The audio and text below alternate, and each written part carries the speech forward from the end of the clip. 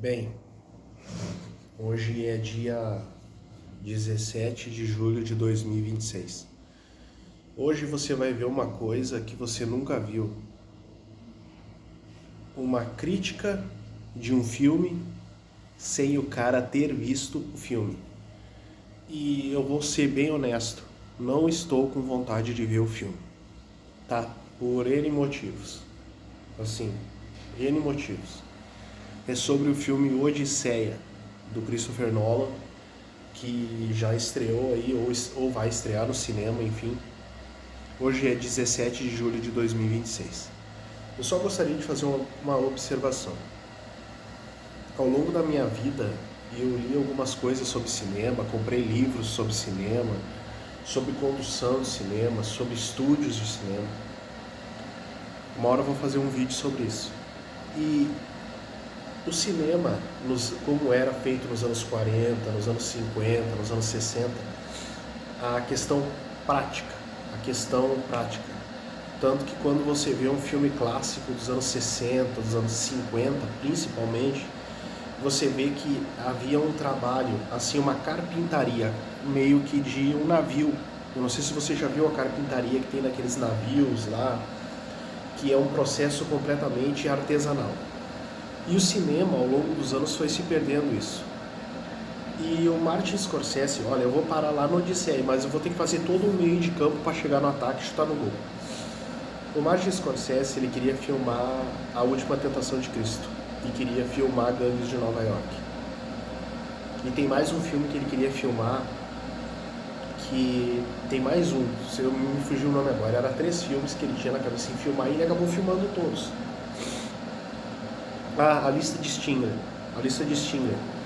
Daí ele filmou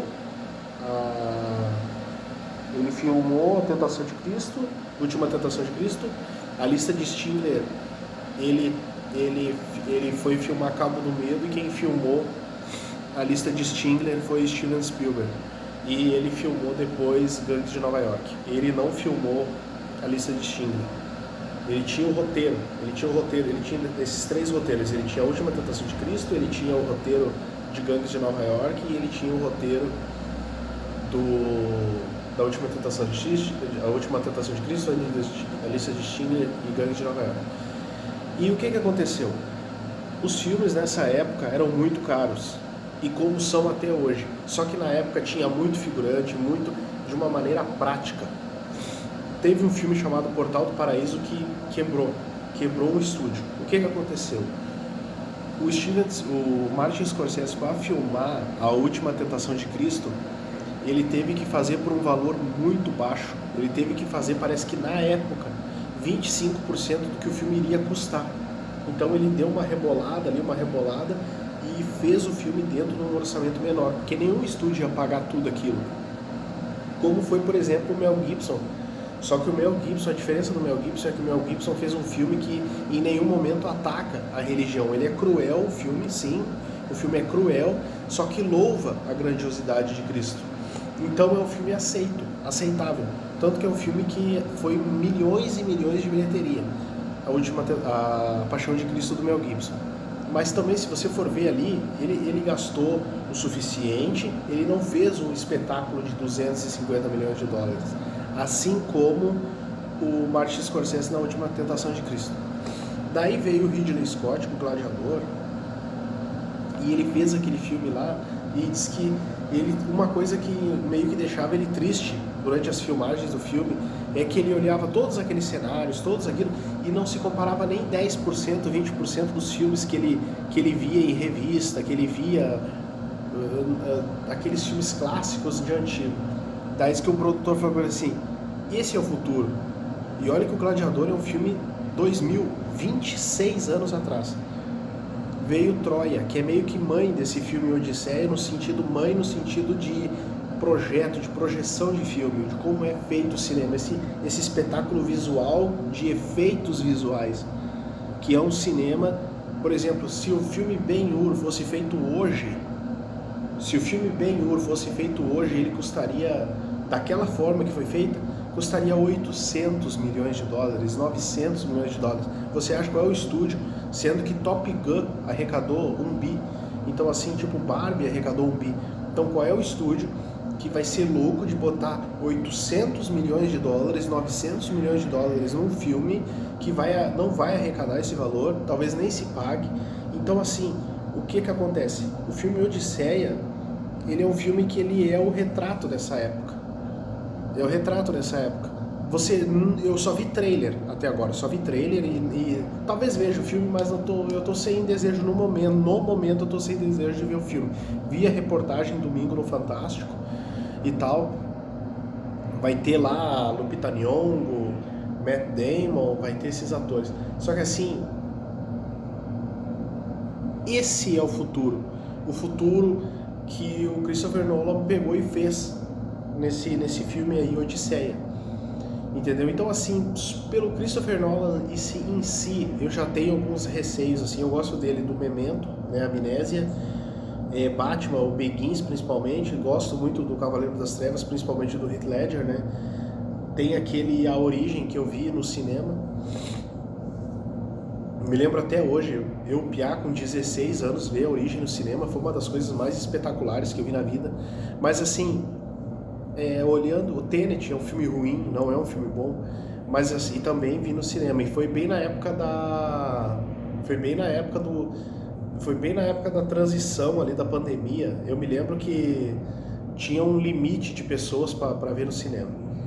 Então assim, é isso que acontece. O cinema está caminhando cada vez mais para Odisseia. Não, esse cinema Total Recall lá do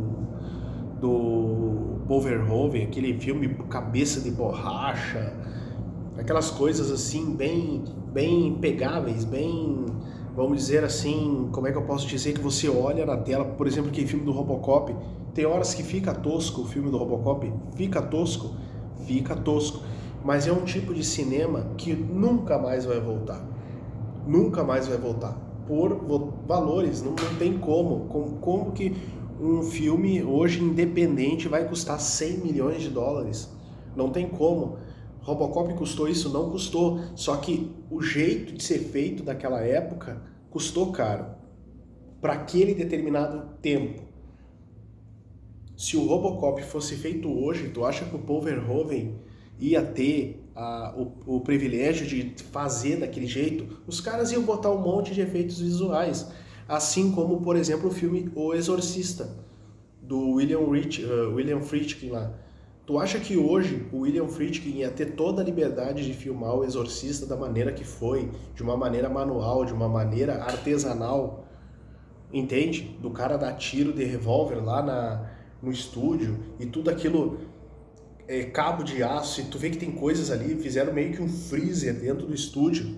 Tu acha qual é o ator que ia se submeter a ficar menos 15 dentro de um estúdio, arriscando pegar uma pontada e morrer? Entendeu? Dentro do estúdio chegava menos 15 para ter aquela fumaça, para ter aquela coisa congelante, maçanetas geladas, não sei o que, aquela coisa poltergeist. Então assim, não tem como. O cinema de hoje virou digital, e o cinema de hoje, por N motivos, a pessoa pega e fala, eu quase vomitei, que nem eu vejo por aí as pessoas dizendo assim, quando vi Odisseia, porque aquele filme completamente nojento visualmente, é só efeitos visuais, nível aqueles filmes, e esses filmes que tem por aí que, cara, são sinais dos tempos, é os sinais dos tempos, que vai indo para esse lado, entendeu? Então os atores também, cada dia mais os atores se impõem mais, os atores não estão mais nessa de serem subjugados de um diretor de cinema, como por exemplo, o Ridley Scott. Tem uma diferença absurda de quando o Ridley Scott começou a fazer filmes e chegou nos auges dos filmes dele, né? Gladiador, Falcão Negro em Perigo, Thelma e Louise, Hannibal, esses filmes aí. Porque era outro jeito que se filmava, o diretor gritava com o ator, tá fazendo merda, não sei o quê. O ator tava fudido na mão do diretor. Então assim, hoje, por N motivos, filmes como Exorcista, Rocky, principalmente esses filmes dos anos 70, que tinha essa liberdade visual, essa liberdade artística que os anos 70 os artistas tinham a chave, né, do negócio, faziam do jeito que eles queriam fazer, entre aspas, claro. Mas hoje não, hoje virou isso, Hollywood. Então você vê que até um diretor gigante como Christopher Nolan, que talvez seja o diretor top do momento, ele se submeteu a esse tipo de cinema, a esse tipo de coisa que é feita. Então, a cada vez vai chegando para esse ponto. Cada vez vai chegar aí. É esse ponto.